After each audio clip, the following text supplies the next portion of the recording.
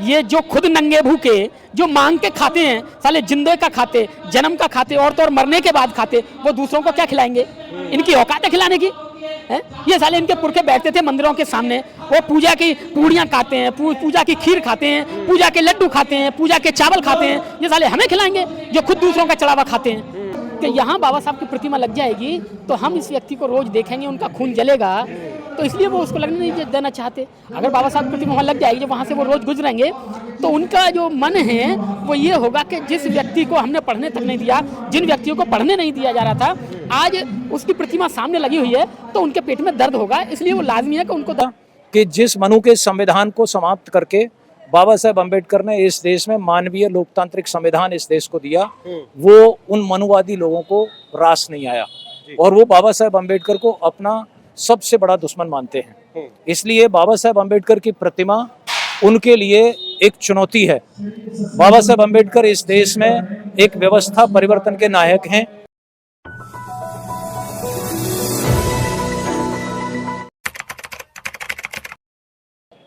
Sir, Gwalior में बाबा साहब की प्रतिमा को लेकर जो विवाद चल रहा है उसे कैसे देख रहे हैं? देखिए, वो जो विवाद है ये अम्बेडकरवाद और मनुवाद की लड़ाई को बिल्कुल सीधे सीधे इंगित कर रहा है। वहाँ जितना भी योगदान इस देश की न्यायिक व्यवस्था को स्थापित करने में बाबा साहेब अम्बेडकर का रहा है, शायद ही किसी व्यक्ति का रहा होगा इस देश में।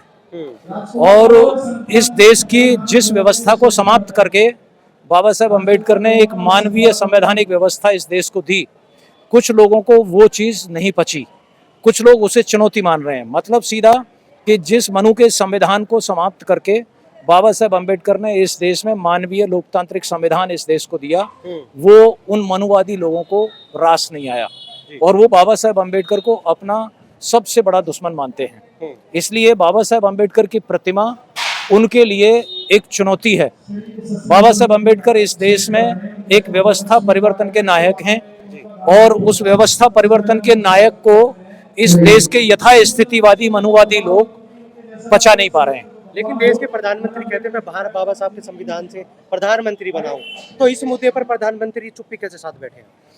आपको एक बात ध्यान में रखनी चाहिए कि इस देश में जो आरएसएस है, वो आरएसएस इस देश में व्यवस्था परिवर्तन नहीं चाहता है और इस देश में हिंदुत्व के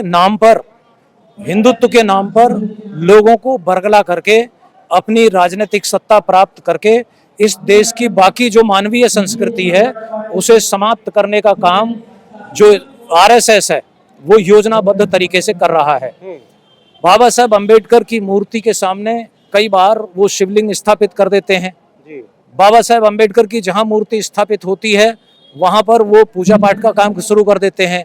मीन्स बाबा साहब अम्बेडकर के गले में तो वो माला डालना चाहते हैं अपनी राजनीतिक रोटियां सेकने के लिए, लेकिन बाबा साहब अम्बेडकर के विचारों पर ताला लगाने का आरएसएस काम कर रहा है। तो ये उसी क्रम में जो हुआ है, ये मध्य प्रदेश में उसी क्रम में हुआ है और वहाँ मैं देख रहा हूँ कि जो 85% बहुजन समाज है वो मूर्ति लगाने का पक्षधर है, लेकिन वो चंद जो 15% समाज है वो उसके विरोध में है। देखिए, बाबा साहब की प्रतिमा हर जगह लग जाती है, किसी को कोई ऐतराज नहीं होता है। ऐतराज तो सिर्फ जातिगत कारण होता है। अब जैसे वहाँ से कुछ वीडियोस निकल के आ रही हैं, कुछ 2-4 वकील हैं वो उल्टा सीधा बोल रहे हैं, वो सिर्फ मानसिकता है उनकी जातिवादी, क्योंकि वो मनुवादी व्यवस्था के शिकार हैं और वो उस व्यवस्था को मानते हैं कि यहाँ बाबा साहब की प्रतिमा लग जाएगी तो हम इस व्यक्ति को रोज देखेंगे, उनका खून जलेगा, तो इसलिए वो उसको लगने नहीं देना चाहते। अगर बाबा साहब की प्रतिमा वहाँ लग जाएगी, जब वहाँ से वो रोज गुजरेंगे, तो उनका जो मन है वो ये होगा कि जिस व्यक्ति को हमने पढ़ने तक नहीं दिया, जिन व्यक्तियों को पढ़ने नहीं दिया जा रहा था,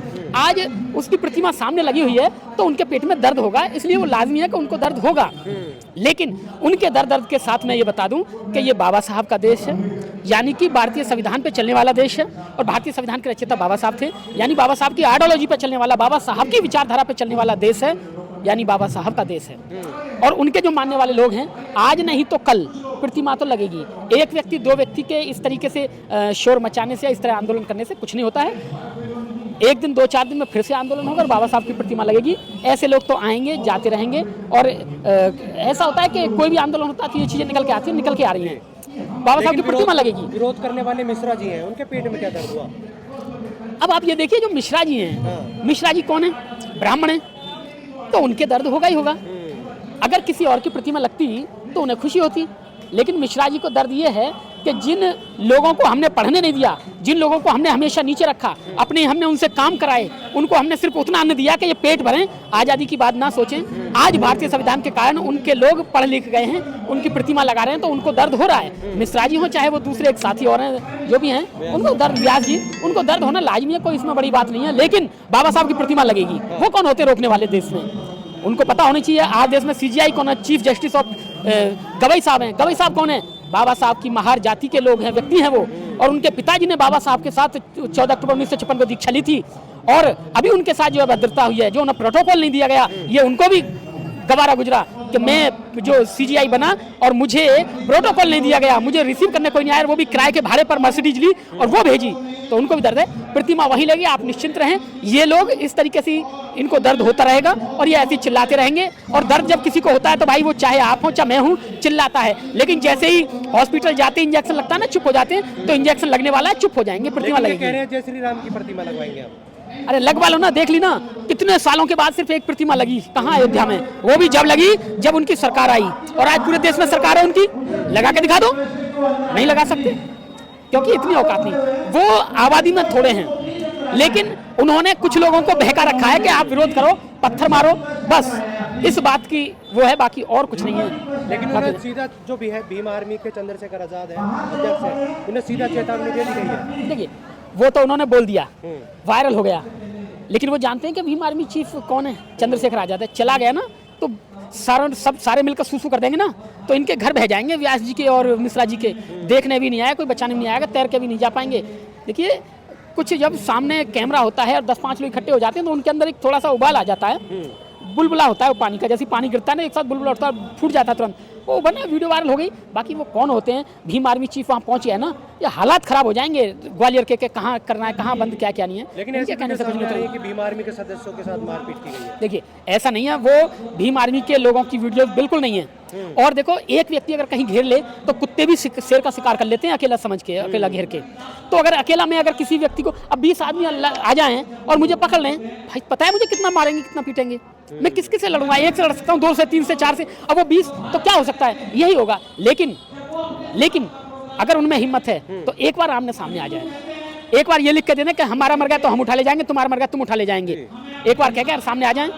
भाई हमारे नौजवान अब इतने ताकतवर हैं, इतना खाना खा लिया है उन्होंने, इतने तो बाबा साहब की अनुकंपा से यहाँ तक पहुँच गए हैं कि ऐसे व्यास और ऐसे मिश्रा जी को ना मिश्रण करके और वो लस्सी बना के और फेंट फाँट के ऐसे कितनों को पी जाएंगे।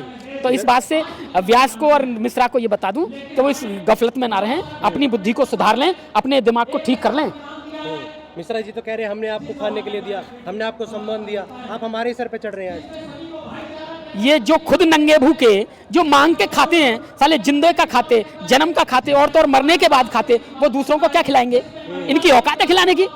है ये साले इनके पुरखे बैठते थे मंदिरों के सामने, वो पूजा की पूड़ियाँ खाते हैं, पूजा की खीर खाते हैं, पूजा के लड्डू खाते हैं, पूजा के चावल खाते हैं, ये साले हमें खिलाएंगे जो खुद दूसरों का चढ़ावा खाते हैं। आज खाने को मिल गया, थोड़ा सा दिन अच्छे आ गए इनके, तो आज औकात बता रहे हैं ये।